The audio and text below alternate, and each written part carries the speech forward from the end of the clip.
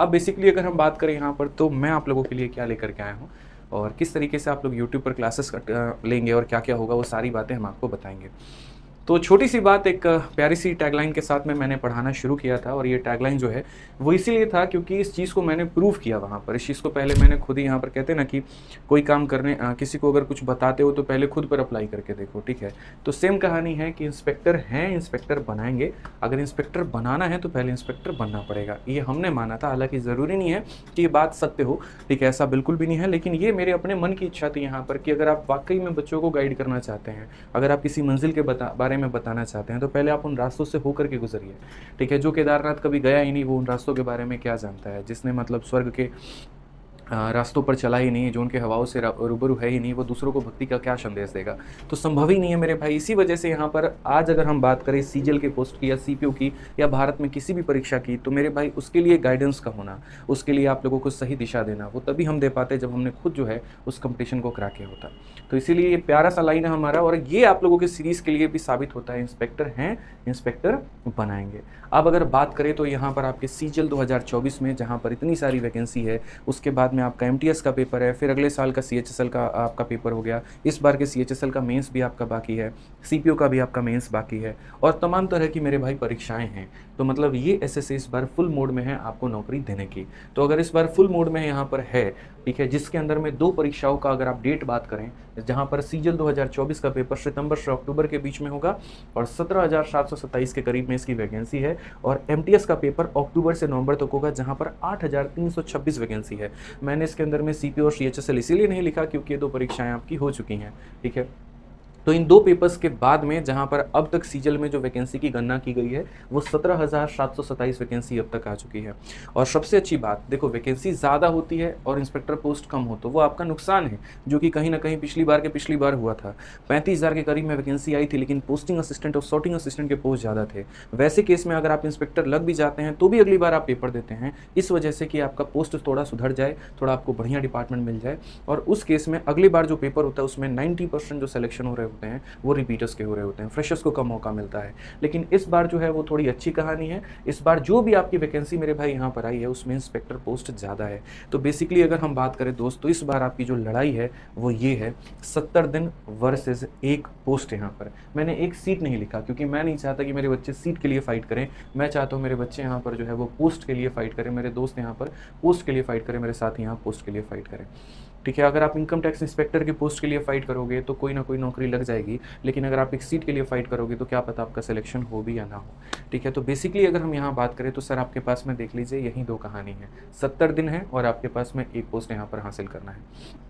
ये शब्द मेरे भाई आपको सिर्फ एक 4 लेटर्स का लग रहा होगा, लेकिन ये 4 लेटर ही आपके जीवन को बदल करके रख देगा, पूरी रूपरेखा, पूरी काया बदल जाएगी, ठीक है। आप इमेजिन करिए अभी की अवस्था, और आप इमेजिन करिए कि अगर आप इंस्पेक्टर बन जाते हैं, यहाँ पर आपके वदन पर वर्दी चढ़ जाती है और आप यहाँ एक तरीके से डिपार्टमेंट में हो जाते हैं। उसके बाद में आप अपने घर का स्टेटस सोचिए, आप अपना स्टेटस सोचिए, आप अपने पेरेंट्स की खुशियाँ सोचिए, आपका जीवन कितना आगे चला जाएगा ज़रा आप ये सोचिए। और ऐसा बिल्कुल भी नहीं है कि आप इसको प्राप्त नहीं कर सकते हैं। अगर आपके मॉक में 110 120 से ऊपर के स्कोर आ रहे हैं, ठीक है, तो आप बड़े आसानी से मेरे भाई मैं बता रहा हूँ 70 दिनों में 1 भी पोस्ट इसमें से हासिल कर पाएंगे, लेकिन वो कड़ी मेहनत हो। मैंने पहले भी कहा है कि ये जो आपका सिलेक्शन है ये एक स्प्रिंट की तरह है, एक छोटा मैराथन है, और इस छोटे मैराथन में 70 दिनों में जिसने जितनी ताकत झोंकी है मेरे भाई, उसको उतना बड़ा फल मिला है, उसको उतना बड़ा परिणाम मिला है, ठीक है। तो अंतिम के 70 दिनों में मेरे भाई मेरे दोस्त, मैं बस इतना कहना चाहूँगा कि मैं आप लोगों के लिए जान लगा दूंगा।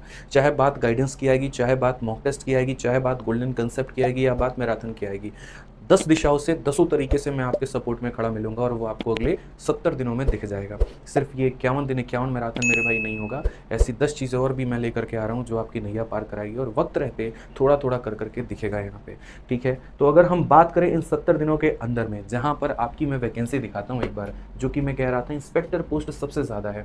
आप एक बार देखिए एएसओ इन सीएसएस, जिसमें सबसे ज़्यादा जो है सपना होता है लोगों का सिलेक्शन लेने का।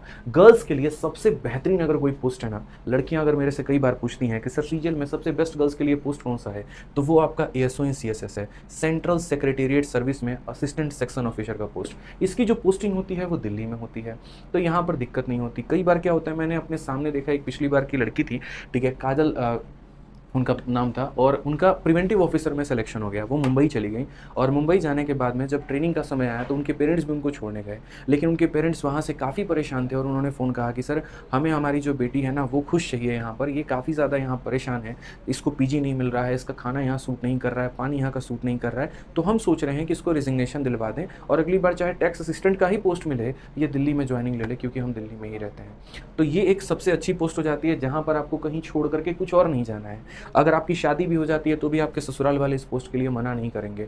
जनरली क्या होता है, आप लेट नाइट घर जा रहे हो, आपके पति डिस्टर्ब होंगे वहाँ पे, आपके घर वाले जो फैमिली मेम्बर्स हैं वो भी डिस्टर्ब हो जाएंगे, लड़की हो इतनी रात में लेट तक आ रही हो यहाँ पर, तो उसके लिए हमेशा कहीं ना कहीं क्लेश चलता रहेगा। लेकिन यहाँ पर ऐसा बिल्कुल भी नहीं है, आपको 9 to 5 की अपनी जॉब करनी है, जाइए, एक डिपार्टमेंट है, आराम से अपनी नौकरी करिए और वापस आइए, ठीक है। उसके बाद में ASO इन ME है, मेरे भाई ये सबसे टॉप पोस्ट है, इसको हासिल करना इतना आसान नहीं है, सबसे ज़्यादा कट ऑफ इसकी जाती है, और पिछले 2-3 सालों से ऑल इंडिया रैंक 1 जो है वो इसी पोस्ट को मेरे भाई चूज़ कर रहे हैं, ठीक। उसके बाद में जो भौकाल है इनकम टैक्स इंस्पेक्टर का, कि पैसा मिलेगा, ठीक है, थोड़ी एक्स्ट्रा इनकम ज़्यादा है, और बाकी सभी चीज़ों को लेकर के, अब जो भी रीज़न हो जिसकी वजह से भी इसका क्रेज़ हो, लेकिन इस बार इसकी भी वैकेंसी काफ़ी तगड़ी है और 411 है, जहाँ पर दिल्ली में भी अच्छी खासी इसकी वैकेंसी सुनने को आ रही है, ठीक। एक्साइज इंस्पेक्टर जिसमें हम खुद हैं, और इसकी भी काफ़ी ज़्यादा वैकेंसी है, 2664, ठीक है। जब से मोदी गवर्नमेंट आई है तब से GST डिपार्टमेंट का जो क्रेज़ है, जो डिमांड है, वो नेक्स्ट लेवल पर पहुँच चुका है। पहले इस डिपार्टमेंट को उतनी ज़्यादा इज्जत नहीं मिलती थी, लेकिन अब वाकई में इसके पास में एक अथॉरिटी है।